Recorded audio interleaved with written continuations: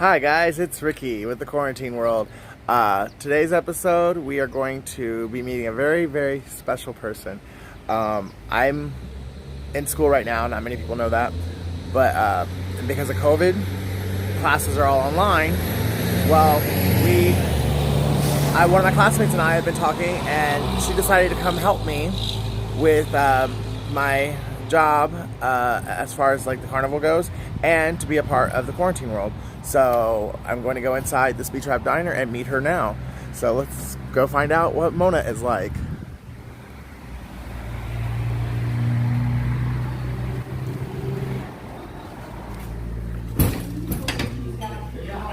Mona? Hi. How are you? I'm doing good. Nice to meet you. You too. We're good there. So I see you already ordered for us. I did order for you. I hope that's good. Yeah, that's what I asked you to order. It's a great place to eat. So, are you excited to be here? I am. I'm very excited to be here. First time ever. So you've never been to Woodville, Ohio? No. Okay. No, I've gone through it, but I've never actually stayed. And have you ever done carnival work before? Never have done carnival. So are you excited to do it? I am very excited to do it. It's going to be very interesting. Now, do you have any like worries or fears because of COVID coming out and doing a job like this? No, not really. I mean, I ended up having COVID, so I kind of think I have the immunity to it at the moment. Okay. So I'm okay with the COVID thing. It never really affected you too much, but like it affected my family in January. But And how was that? I ended up losing my mom. And, I'm sorry to hear that. Yeah, I blame. Actually, I kind of blame the. It's not. She didn't die of COVID. She passed away in a place for a rehabilitation center, and it was from her being quarantined. They wouldn't let anybody in to see her, the doctors. Oh, no, it's a long story. It's just really a long story. I don't even know if you have time for it. I mean, if you got time to tell it, I got time to hear it. But if you don't want to go into it, I totally understand. Well, the way that worked with my mom was she fell and she broke her hip. And whenever she did that, they put her in a nursing home, which is actually a rehabilitation center. And they wouldn't let anybody in to see her because of the quarantine from COVID. So that was kind of hard. And there was this glass that you had to go, and you had to knock on the window to visit her. And there was a phone. She'd come and she'd pick up the phone and she'd talk to you. You never got to see the nurses. All you could do was go in and talk to them on the phone. So I wasn't here, unfortunately, for her passing. My sister's was, but my sisters told me that she would call them and say that they weren't treating her right, that they were not feeding her like they should be feeding her, that she was thirsty. I mean, just all this stuff. They would ask the nurses, and the nurses would tell them that. The nurses would tell them that she's fine. That the doctors just looked at her, she's fine. Clearly she wasn't fine because she kept asking them, get me out of here is what she kept saying. And my sisters said that they showed up to the nursing home, and for 3 days, she would not come to the window. And they would knock on the window and they'd beat on the window. So by the second day, they called the nurse. They were like, "What's wrong with my mama? I want to talk to my mama. That she's just sitting in a chair." So my mom, I guess, was just sitting in a chair. She wouldn't come to the window, and she ended up. I guess she had a stroke. Nobody knew. The nurses didn't know because they weren't checking on her. It was COVID. It was quarantine. They kept just saying, "Oh, she's fine. She's fine." My sisters told the doc. They started beating on the window for the nurses, and the nurses would not come to the door. They answered the phone. My sisters threatened to get the cops over there. They said they want my mama out of this nursing home. And so whenever they did that, they were like started saying, no, the doctors are running tests. We can't release her. Well, they called an ambulance from another hospital. And whenever they called this ambulance from the other hospital, they came, they grabbed her, and they took her out of there. And by then, she got to the hospital, and she had had heart issues before, but the doctor had told her, so she had a mechanical heart. And the doctors there, her heart doctors, said if we would have gotten to her like 4 days before, we would have been able to save her. But she was severely dehydrated, malnutrition. She had lost so much weight. She was in there for like 3 months just for her hip. Wow. And but anyways, I'm sorry, it's kind of hard. But she. I'm sorry. I mean, you don't have to go okay, if you don't want to. So she sat in this hospital and passed away for a week because whenever she got out of that place, she had a very bad, like she had a bacteria infection in her heart. She had a severe, massive stroke inside that nursing home, and these people didn't even notice. She sat in a chair. That's crazy. She had blood on her nose and her clothes and her nose because my sisters, whenever they got her out of the hospital, she was so dirty that the nurses at the new hospital cleaned her. And they said, we've never seen this. They said she's so dirty. Like she had mental sores. I mean, she just... Oh my gosh. She still had her old clothes on because there was dried blood on it. Evidently from her stroke or whatever that she had. And so she sat there, and I mean, if you think about it, my mom was on blood thinners because of her heart. And the doctor says she was severely dehydrated. So since she was severely dehydrated, evidently they was not giving her her medication for her heart problems, or she would not have that stroke or any of this. So the bad thing is we would have known if we would have been able to go in and see her. Yeah. But being that it was COVID, it was quarantine. And since we were under quarantine, you couldn't see her, you couldn't touch her, you couldn't do anything. So I blame the quarantine for my mom's death. You know, I don't think it ever would have happened if we would have been able to go and see her. And besides a big sheet of glass in front of you. So I really thank you for sharing your story, because I bet you there's a lot of people out there that can relate to your story that would do kind of the same thing through hospitals or, you know, nursing homes, like rehabilitation centers or whatever. So I feel like your story is really important, and I'm glad that you chose to share it so the world can see it. I know that my sisters and them, they have filed a suit against this place. And they also said that they were talking to other people. There was this guy there that his dad went in for a broken shoulder. And he passed away during that. They blamed COVID for it. There was actually 2 other cases besides his, but they didn't talk to them, but they found out about it. They blamed COVID for his death, but whenever he got to the hospital, they did a test on him. He did not have COVID. Oh, wow. It was neglect. Wow. So, yeah. I mean, I don't know. I don't know what any, you know. Well, when I was in New York City, I mean, like, there was my roommate at the hospital I stayed at, he was telling me about how there were people dying outside of the hospital in there, I think Bushnell, one of the neighborhoods in Brooklyn, and because they wouldn't let him in the hospital because they were too afraid to let him in. Yeah. So I just I think a lot of the deaths that they say were COVID were actually negligence on the hospital and the medical staffs and the insurance companies.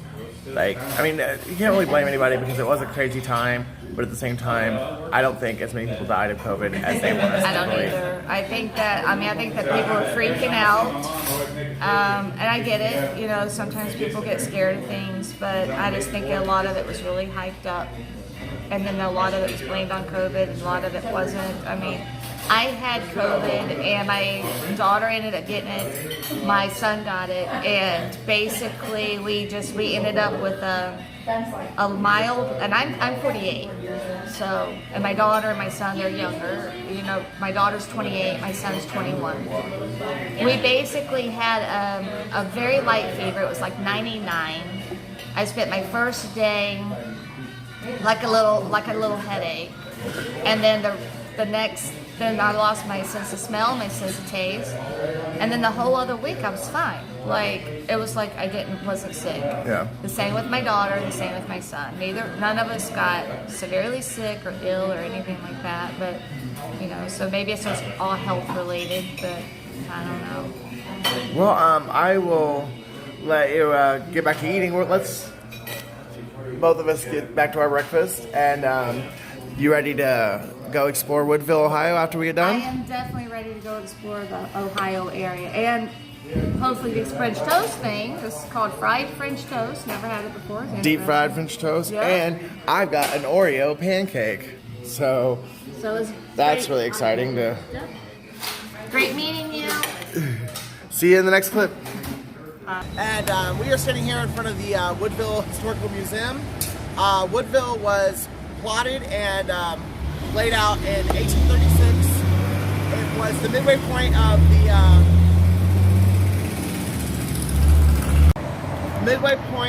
the Mame Turnpike and the Western Reserve. So it was also known as the Old Mud Turnpike for the soft land, where because it was known for animals and vehicles getting stuck in the mud. So we're gonna go inside here now, and we're gonna check out the history of Woodville. We're here with one of the employees, or I'm a volunteer. My name is Bruce Hudson. and he knows more about the history than I do. So please enlighten us on the history of Woodville. Well, the intro I overheard is right, but I wanted to talk a little bit more about this road in front of us. This area was called the Great Black Swamp. Okay, it was mud. And when they put the road in, they did not put it in along a ridge line, which meant that they had to go through the mud. Oh, wow. And it was so bad that there was an inn every mile between Fremont and Perrysburg, because a mile was all you could expect to go in a day. Wow. And the innkeepers frequently made more money pulling people out of the mud with their horses and wagons than they did from innkeeping. Wow. Now, this is the Woodville Historical Society Museum, and let's come on in and you can see what's inside. Your timing, we're only open 2 days a week, and this is one of them. I actually came by the other day and saw, that's why I showed up here. Okay. Now, the show is about COVID. So how did COVID affect Woodville? Well, the simplest way to explain that is to show you our guest log. Which, by the way, it would be really helpful if the two of you could sign. I definitely will. Although the pen seems a little off. We got something like 15 visitors all of last year. Wow. Because we're closed during the winter. Yeah. And just as we were about to open last March, That's when COVID hit. yes. So, yeah, if you look at, here's the border between 2019 and 2020, and these first couple visitors are friends of mine that I brought in on my own since I have a key. I gotcha. And then, so this is the end of the year. So I think like 15 total visitors. Oh my gosh. It starts here in 2019, or that's the beginning of 2020, right? Yeah, And then that's the end of 2020. That's all that came a whole year. Wow. Among other things, it cost us a huge chunk of our visitor list. The percentage varies from year to year, but the elementary school is right at the other end of town. Yeah. Is at the other end of town, and I forget right now which grade it is, third or fourth, but they annually come for one of their field trips. Is they come trooping down Main Street, and the whole grade comes filing through here, one class at a time in the morning. And it's been 2 years now. Wow. Since we've been able to do that, because 2020 things had just shut down, and 2021 they hadn't quite opened up yet. Yeah. So that's somewhere between 60 and 80 visitors. Wow. You know, just in that short period of time. My other favorite COVID story doesn't really directly involve the museum, but our guests from the elementary school. I was at a baseball game earlier this year, and the mother of one of the players was a kindergarten teacher, and she was standing at a game cheering on her son and ran into one of her students. The little kid's head almost exploded, because even though it was like April or May, it was the first time that he and his teacher had breathed the same air all year. Wow. He had just been going to school online, and all of a sudden these pixels and decibels, things used to come out of the computer, were standing in front of him living and breathing. That's just crazy, like how COVID changed everything. Like, I mean, the fact that I couldn't even, well, I guess 1984, if you read the book, we're living that now. Mm-hmm. And it just, that's crazy. I can imagine being in school. Well, I guess I can, because we're kind of doing the same thing with our class that we're in. It's all online. We've been at class, what, two months now? And this is the first time we've met. Okay. Yeah. Where are you going to school? It's through an acting agency. We're both in acting and modeling. Okay. Wow. So, what's the wedding dress story?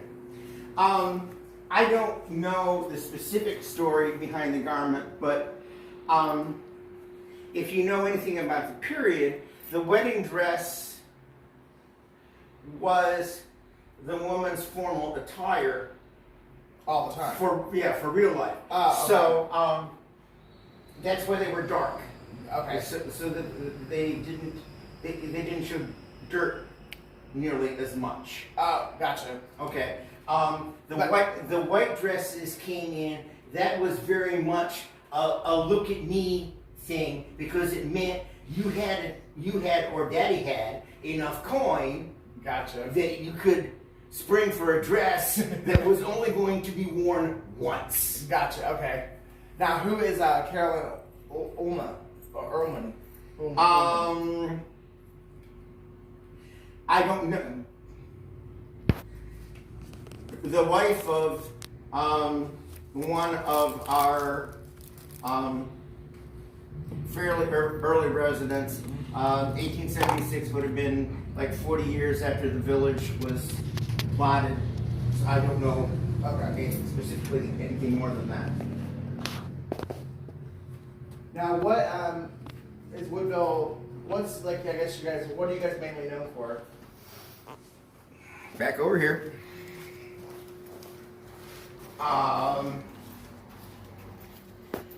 There aren't as many as there used to be, but lime, particularly dolomite lime, and various things like that.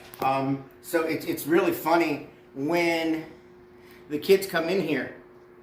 Almost always somebody will say, "What's the oldest thing in here?" It's like, dude, the rocks. Okay?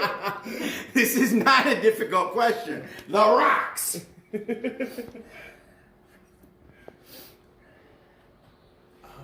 you get the old?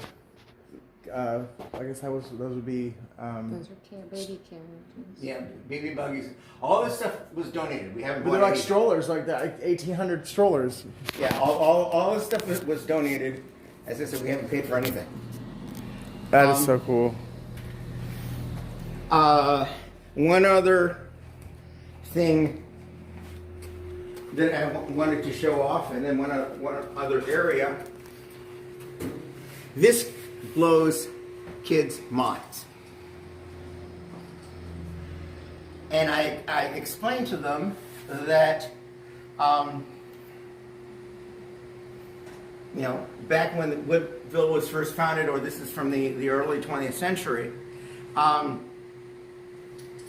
the various shop owners would put some example of their wares outside the shop so that even if you didn't speak English, this area is very German, or whatever, you would know what the shop did.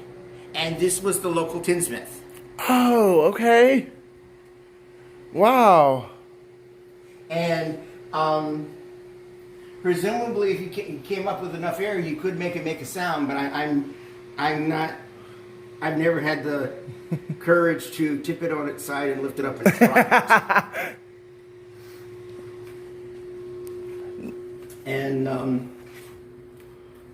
obviously, military uniforms galore. This is a very proudly patriotic area. You might have noticed on the various light poles. I did notice that actually. Yeah. And Versailles, was it Versailles? Versailles is like that too.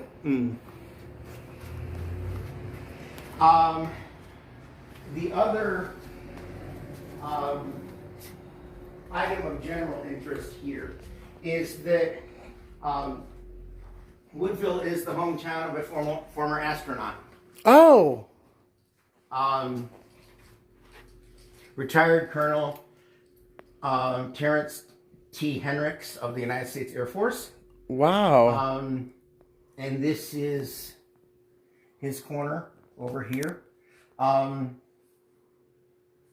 And that flag has traveled more miles than anything else in town because it went up into space with him. Oh, wow. The astronauts are allowed X amount of weight for personal stuff. And Colonel Hendricks chose to take up the flag. That is so cool. I don't, off the top of my head, know how far it actually traveled, but it went up on one of his missions with him. Now, is that the festival that's going on this weekend? Like, I mean, an obviously old picture of, but is that the same festival that we're doing this weekend? Quite probably. The 4th of July festival has been around Woodville in some incarnation since right after World War II. Wow. It was established to celebrate the greatest generations, which included my stepfather, return home. Nice. My stepfather, whose name was Daniel Mottler, was a Navy corpsman assigned to a Marine division. So Wow. he got to participate in Guadalcanal without being able to shoot back. Nice. Well, now I guess that's not nice, but oh, this is cool. I've never seen one of these in person.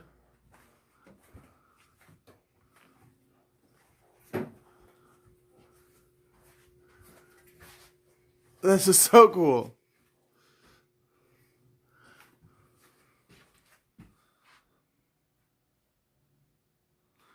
Wow. And obviously, I couldn't begin to ride that sucker as short as Yeah, I don't think I could either. Yeah, this is really cool. You guys are very blessed to have, like, you know, I mean, well, with it being such a small community, I guess it's easy for you guys to keep touch like this, but it's still, it's a blessing. Yeah.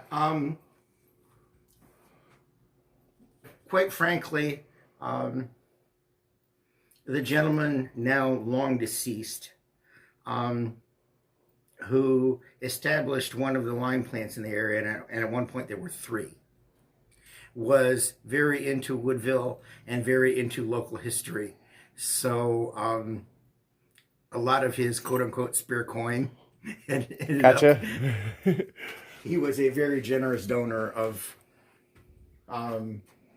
both the things that he accumulated and more liquid resources. Now, are these like old sermons or? No, they're documents of various kinds. There are Woodville yearbooks up there. Wow. Basically it's documents arranged by subject. So I said this is a very German community. So your religious options are Catholic, Lutheran, or heretic. Okay. And so anything that you might want to look at about the Lutheran church in town is in one of the folders labeled Solomon. Okay. So, rather than... It makes some kind of sense.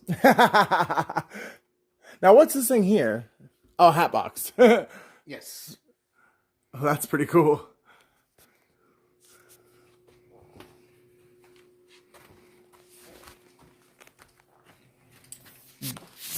Well, I thank you for your time, sir. You're welcome. Yeah, that was very interesting. Very, very historical culture. The village of Woodville. I've been here before. I was here 2 years ago for the 4th of July festival, and I just really enjoyed the town and the community. They're very nice people. The kids are very respectful. They give me hope for the future, and God bless each and every one of them. Take care. See you later when we turn Mona into a carny. Hi guys, I'm sitting here with some kids, the coolest kids in Woodville. Oh yeah. So guys, what's your name? I'm Amber. I'm Shannon. Years old, Gabe. Woodville, Ohio. All right, so how did the coronavirus pandemic affect Woodville, Ohio? Probably like financial wise. It probably got like I don't know either. Well, how did it affect you personally? Kind of just like Did you ever get it? no. Do you know anybody? You did get it. Yeah, How was it? it sucked. How long were you sick? Like 2 weeks, and I don't get sick. Oh wow. Do you have any like long-lasting like side effects? I don't think so. Can you smell? Can you taste? Yeah. Okay. Now, how did it affect school? Like, how long were your schools closed down? We got closed down in March of last year, and then we didn't go back to the whole rest of the year. Oh wow. Yeah. Do you guys know anybody who died from it? No. Did your parents lose any jobs? My mom got cut off of work for a little bit, and then it was like a month, and then she went back to work. Do you guys think that we were lied to by the government? Like what you do? Now, what do you guys think about the vaccine? I have it. I had. You got it? I had to get it. I think it was a little rushed. Me too. I'm not gonna get it. But let's see. Now that you've had the vaccine, so have you guys had any side effects from it or any like long-term effects from the vaccine? I'm halfway. So I get my second dose. I'm fully vaccinated. Okay. How do you want to be on it? No, not really. But so.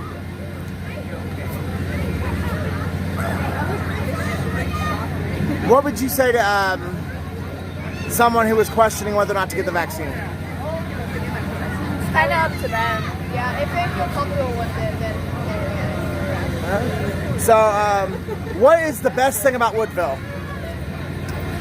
This game right here. Oh yeah. Yes! Yeah, the carnival. These kids love me. Well, I would say honestly, the people here are like really nice. Like they get along with each other. Like, it's just a good community. I definitely love coming here. I do. I love the Speed Trap Diner. I went and saw Amy the other day, the tarot reader. Yeah. So that was really cool. But yeah, I look forward to coming to Woodville once a year. Well, thanks for interviewing with me, guys. Take it easy. Yep. Ugh.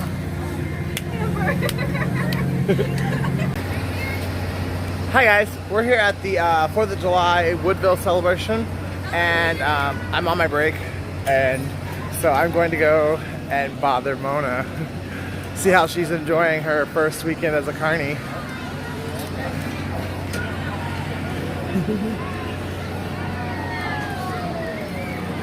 How's Miss Mona doing? Hungry. Hungry? Hungry. You got money on you? I was gonna go get food. I've got watermelon. Oh, that's right. I haven't been able to eat it yet. How's your weekend going? It's going okay. It's good. You like carny life? Do what? You like carny life? It's not bad. Not bad. You can handle standing out in the heat all day. Hey, at least you'll get a tan. Well, today's just long. Yeah, every Saturday 4th of is. July is like, woo. Yeah. Yeah, so, yeah. Not too bad though. I'm already.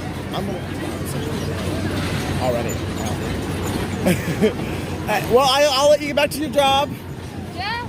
Look. Yep, I've been playing with caterpillars all day. The granny bugs. Is that what they are? You see how they have the little glasses on them? They're old. They're old. I don't think kids care. Well, I will let you go. Hi guys, we're back at Woodville, the home of the gay monkey, with the two coolest kids outside of the kids you saw earlier. And, well, yeah, well, you can say this one's pretty cool too. I just don't know his name. Gavin? Gabe. So that's Gabe. That's Richard, and this is Caroline. So guys, how was the pandemic for you guys? What did you experience? It sucked. I didn't have a job for a little bit. Like I had a job, but she wasn't working. So mental health just plummeted. So did my grades in school. So Did you actually Did you were a senior? I was a junior when it started, and then I graduated this year. I was a senior from the beginning. Now did you get to actually walk off stage and have a normal graduation? Yeah, actually, we got really lucky with that. So we did our graduation right after the accident in Woodville, Ohio. So we actually got to, sit in our gym and do everything together. Live it like together. Yeah, so it's nice. Now, you are still in high school, right? How are things like now that mask mandates are lifted? So you guys kind of got back to normal. Alright. And what about you? Are you still in high school or? Same grade. Oh, okay. And you guys are juniors? Oh, sophomore. That one. Well, you know what sophomore means? Nope. Wise fool. Alright, you guys know anybody who died from it? You guys know anybody who died from it? Richard got sick. We had it. You did have it, okay. We had no symptoms. Did you, do you think it was too extreme, the measures they took, or do you think that was the right thing to do? I don't know. I'm kind of somewhere in the middle when it comes to that kind of stuff because, I don't know. I feel like it was reasonable what they were doing, how people what the sick was, and stuff like that. But some people got really crazy when it comes to stuff. Because I know family members are like that when they still don't come out. I have family members who are going to miss my graduation party because they have Now, you mentioned the vaccine. How do you feel about it? Personally, I don't think I'll be getting it for a little bit down the road because I've heard stuff. I don't know if I fully believe it or not, but I'm young enough to be able to fight it if I get it again. I don't have to worry about it threatening my life. So personally, I don't think I'm getting it at least for a while until there's more testing and know how it's going to go. Yeah, for my age and stuff like that. I feel like people with stuff like conditions that could affect fight with COVID. I feel like it's a great option. What about you guys? How do you feel about the vaccine? I guess you are pretty young. My mother just said no, and I said okay. I'm not getting in. I'm not getting in. Like she said, I think that we need to do a lot more testing and a lot more research on it before we put that into our bodies. But I don't blame people who, if it makes them feel more comfortable, then so be it. You know, it helps you out. But me personally, that's not going in my body. Yes. Like that, and I don't want to mess up my chances. I was told by somebody who works for one of the vaccine companies, a friend of mine in Connecticut, that if you are under 30 or you have not had children, you plan on having children, do not get the vaccine. Yeah, I really just did that. I mean, like, maybe down the line, you know what's going to happen, stuff like that. I'll think about it, but like, personally, now, I'm not going to do it. Yeah. And I did. No, I'm not gonna. Well, I thank you guys so much for interviewing with me. It's so great to see you guys again.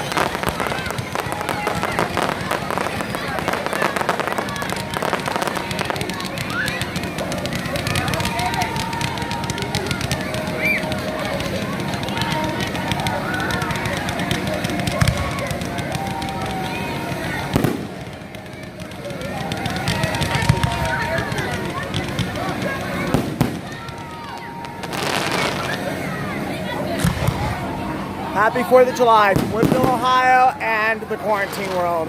Take it easy, guys. See you next time. Seems so good.